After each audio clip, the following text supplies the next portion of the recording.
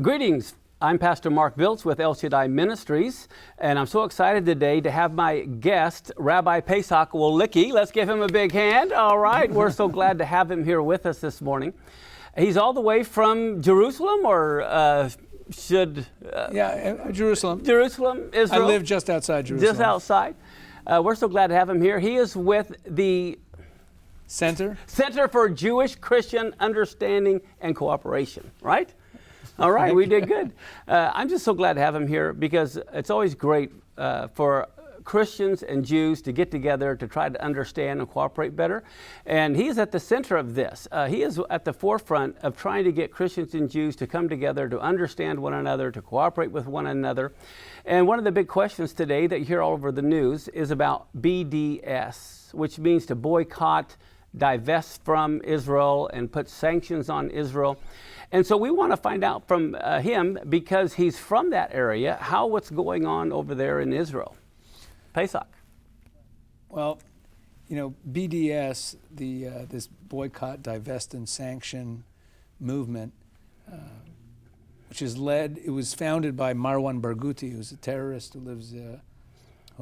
lives in the areas controlled by the Palestinian Authority. This organization is one of the greatest failures of any social action or political action organization that's ever existed. It's really an abject failure because their whole point is to harm the Israeli economy and harm Israel by getting people to boycott Israel, to divest from Israel, and to sanction Israel. In Israel today, you have research and development centers from Intel, created the core chip that you have in all your laptops. Facebook has an R&D center there. Google has an R&D center there. Cisco has an R&D center there.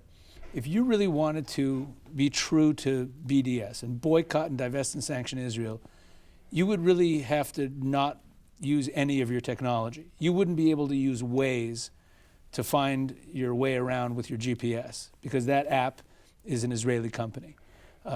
Israel has, as God said we would, when we came back to the land after all those centuries, in Deuteronomy 30, when the scripture states that after many years in the exile, we're going to come back and become very prosperous.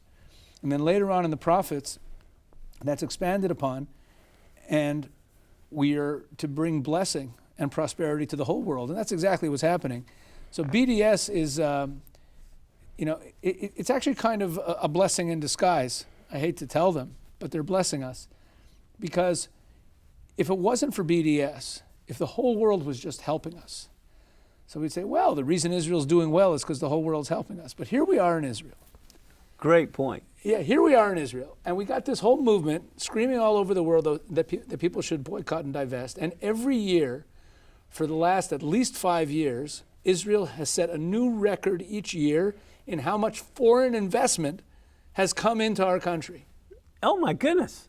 Oh my goodness. Right. So, and you can only find that on the internet, and if you really boycott and divest and sanctions, you can't even use the internet. You can't even use it. That's right. Because Cisco, and Google, they have their centers in Israel. I have a lot of friends who work for those companies in Israel. You can even Facebook your friends to tell them to boycott. That's correct. I would encourage any viewer, go to Google and type in, is BDS successful? Just type in those words. Ask Google, is BDS successful? And look at some of the news coverage. There was a study done. It was picked up by a lot of the major news agencies. There was a study done last year to actually see, is it actually being successful?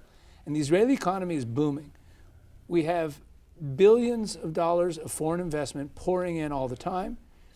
And Israel is at the forefront of technologies, not just fun technologies like Facebook and a better GPS, but medical research. Israel is really blessing the world with its technologies, and its economy is absolutely booming. Our growth is far ahead of other nations in the free world and the developed world.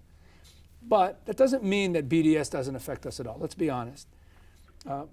BDS does affect Israelis emotionally.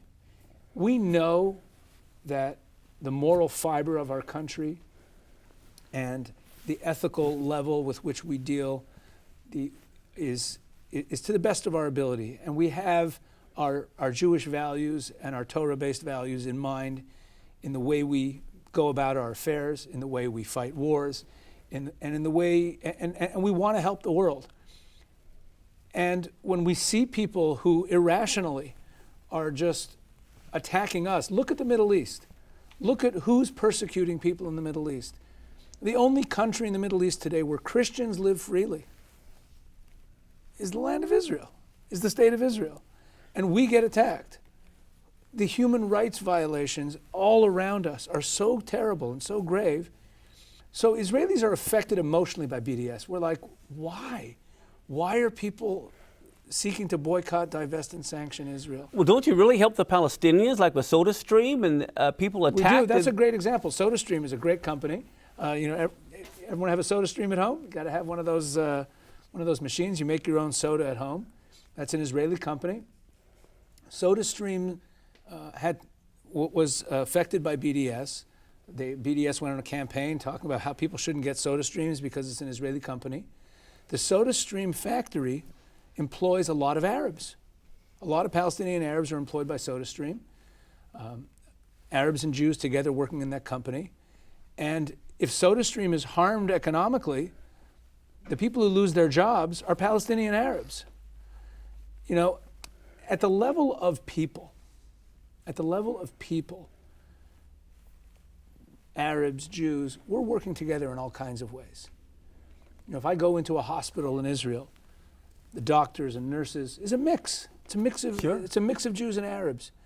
You walk into, even you come as a tourist, you walk into the hotel, a lot of the staff, some of them are Jews, some of them are Arabs. It's a mix. We work together. We're with each other all the time. People have this picture of this segregated, apartheid type of situation. Ridiculous. That's not what's going on there. You go to a university campus, Arab students, Jewish students, Arab professors, Jewish professors. Well, isn't the Center for Jewish and Christian Understanding and Cooperation doing something in particular? We are. We have relationships. You know, our name is the Center for Jewish Christian Understanding and Cooperation. And a lot of what we do is about understanding. Giving speeches, talking to people. I'll travel around and visit churches all over the world. But that other part of the name, understanding and cooperation, people know a lot less about. The Christian community, I just mentioned that the Christian community in Israel, it's the best place for Christians in the Middle East. Unless you're in a Palestinian territory. Unless you're there are territories in Israel, there are areas that are majority Muslim.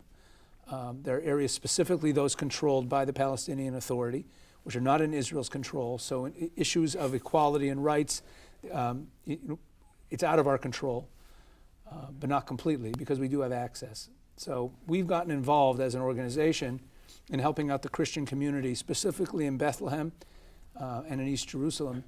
Bethlehem, and I don't have to tell Christians how important Bethlehem is. And Bethlehem for centuries was, for obvious reasons, a majority Christian city. And over the last couple of decades, it's flipped. And it's overwhelmingly a majority. And that's just right next to Efrat, where you guys are. Well, it's right next to Efrat. It's right between Jerusalem and Gush Etzion. A lot of Jewish areas around there, and the Christian population of Bethlehem is dwindling, and those who are there are being persecuted by the local Muslim majority. Life is difficult for them. There's one particular church. There's an evangelical Arab church that's located in Bethlehem that we know of. 65% of the members of their church are unemployed. Wow. Because local Muslims are persecuting them, making life difficult for them. So we've taken it upon ourselves to start providing basic food needs. And once a week, we make a delivery feeding 100 families in this church. And this is a Jewish organization. We're a Jewish, Israeli, Orthodox Jewish organization. And we have been raising funds to help the Christian community in Bethlehem stay strong, in a very difficult environment. So that cooperation between Jews and Christians is very real. If anyone would like to help out with that, the name of we created a program. The name of the program is Blessing Bethlehem. We have a website, blessingbethlehem.com, and you could sow into that work. and be a part of that. But that's, Sure. that's what we're doing. Well, what's amazing to me, and we'll close this interview with this, is the fact that God said Israel was going to return and they're going to be a blessing to all nations, just like you're trying to be a blessing to the Palestinians. So those people who boycott and divest and put sanctions on Israel really are stopping the blessing that was meant to be for them. It's like they're cutting off their nose to spite their face. And in Genesis 12, in the same sentence where God said, what will happen to those who bless us, he also said what happens to those who curse. Those who curse. So, well, thank you so much for being with us today. Thank you. And I hope all of you in the internet land out there help support the Christians. Now I'm trying to think. The Center? The Center for Jewish Christians Understanding and Cooperation. All right. Thank you. Bye.